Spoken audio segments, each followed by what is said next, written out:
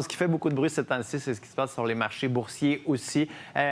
Si vous suivez un peu l'actualité, là, vous avez peut-être la tête qui tourne là, avec les chiffres aux États-Unis. Est-ce qu'on a une bulle dans l'intelligence artificielle? Est-ce que les marchés sont trop hauts? Est-ce que septembre va être un mois terrible? Étude la Banque Scotia qui nous dit au cours des 100 dernières années, là, le pire mois en moyenne, c'est septembre. Pour en parler, notre ami Simon Brière, stratège de marché, c'est RJ O'Brien. Salut Simon. Salut. J'avais plein de questions pour toi. Commençons avec le début. Est-ce que les marchés vont bien? Est-ce qu'on est dans une bonne phase? Est-ce que tout va mal, mais les marchés ne le voient pas? Les marchés vont super bien. Okay? Quand on regarde Wall Street, même les indices boursiers canadiens, là, à Toronto, TSX, on est dans des niveaux records. Et là, ça fait un peu un paradoxe, contrairement à la côté macroéconomique. On parle de croissance, de PIB, d'emploi, qui là, bien, c'est un peu une situation à l'opposé. Hein? On a des pertes d'emploi, on a un ralentissement économique. Donc, on a ce paradoxe-là entre le côté Wall Street, hein, les indices boursiers, et le côté Main Street, l'économie réelle. Ça, c'est les gens qui vont travailler, qui ressentent vraiment là, l'inflation qui a mordu dans nos budgets. Parce que, oui, c'est ça, tu disais, le prix augmente, donc l'inflation augmente. On a vu les chiffres de l'emploi aussi.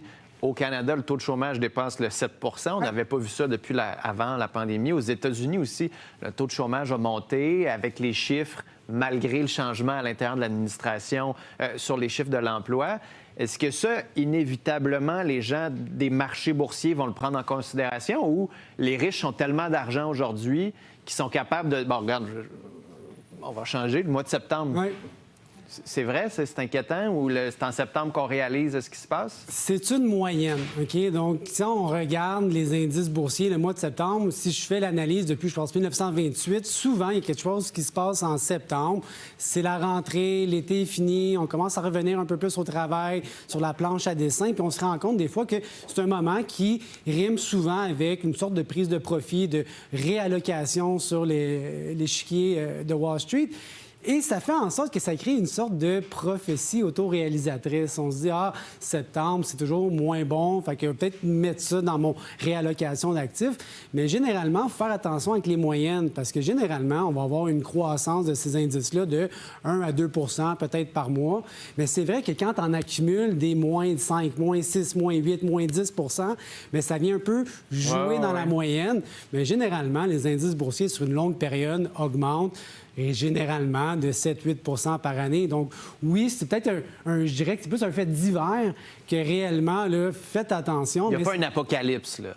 Pas nécessairement, OK? Pas nécessairement. Peut-être, on va toujours le savoir un peu après coup, mais oui, vraiment ce paradoxe entre l'économie réelle et Wall Street. Oui, puis tu l'expliques comment? Est-ce que c'est que les riches ont plus d'argent, fait qu'ils sont capables de plus consommer puis d'investir? Est-ce que c'est juste que les technos sont tellement évalués ou surévalués, où on prend les profits des 4, 5, 6, 7, 8 prochaines années en intelligence artificielle, notamment? Est-ce que c'est là-dedans qu'on est? Il y a un peu de tout ça, OK? Souvent, tu sais, Wall Street, c'est un marché par anticipation pure.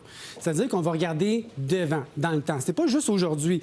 Donne un exemple par rapport à la météo. Tu sais, bon, c'est pas le cas aujourd'hui parce qu'il fait super beau dehors, mais mettons qu'il faisait pas beau aujourd'hui.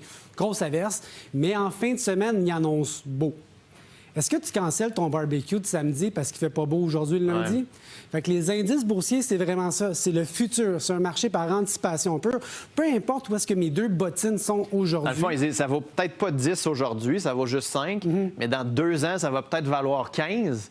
Fait que si je l'achète à 10 dans 2 ans, j'ai fait 50 de profit. C'est l'idée des investisseurs qui vont sur les marchés financiers. C'est pour le long terme, c'est pour le futur. Des fois, on va souvent dire que les indices boursiers ne représentent pas toujours l'économie.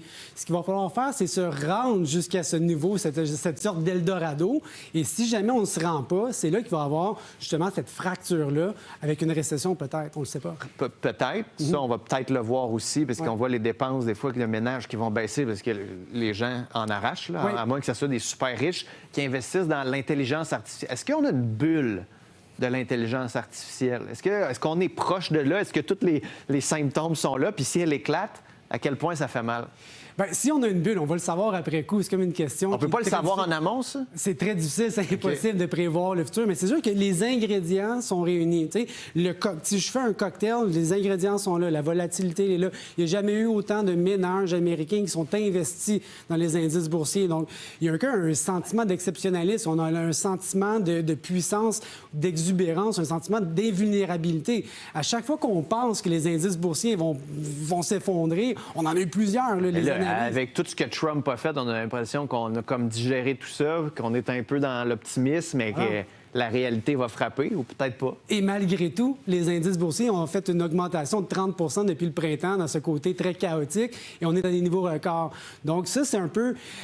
je vois plus un risque par rapport à ça, c'est-à-dire qu'on devient...